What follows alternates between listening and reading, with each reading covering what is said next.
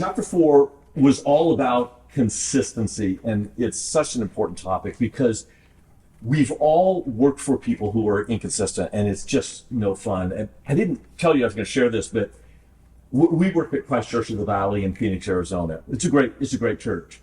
And honestly, if you come, you see all these people coming and rocking and rolling. People's energy is high.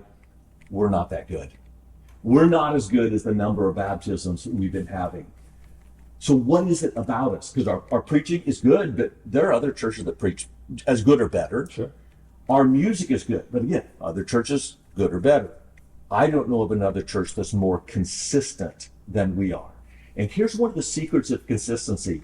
If you are consistent, you don't have to be as good as everyone else, because consistency is a form of excellence. So I wanted to ask you about this because you talked about a leader's consistency, particularly in decision making, and how that can affect the team. I'd love to hear you unpack that. Sure. Well, I think, Mark, one of the most important things with decision making is, does our team know how we're going to make decisions? Not that we make the same decision every time, but consistency means it's predictable. And so consistency equals security for our team. It helps them know how we're going to respond. It allows them the space to know that I can understand this is probably a bad decision, this is probably a good decision.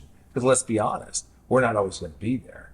And so they need to understand consistent decision making and follow through. You talked about at CCV, follow through is amazing for us, because part of what matters to us is that every person that has a question or a baptism question or a small group, we are going to follow through. It's what we call zero gap.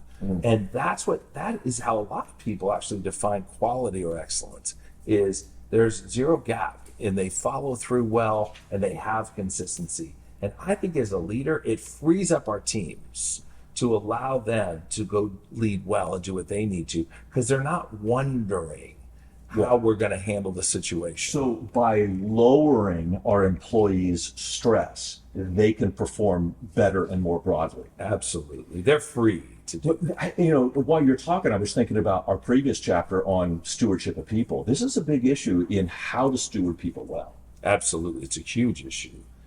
So when we talk about your side of the book, Mark, you talked a lot about this concept of being consistent like Jesus.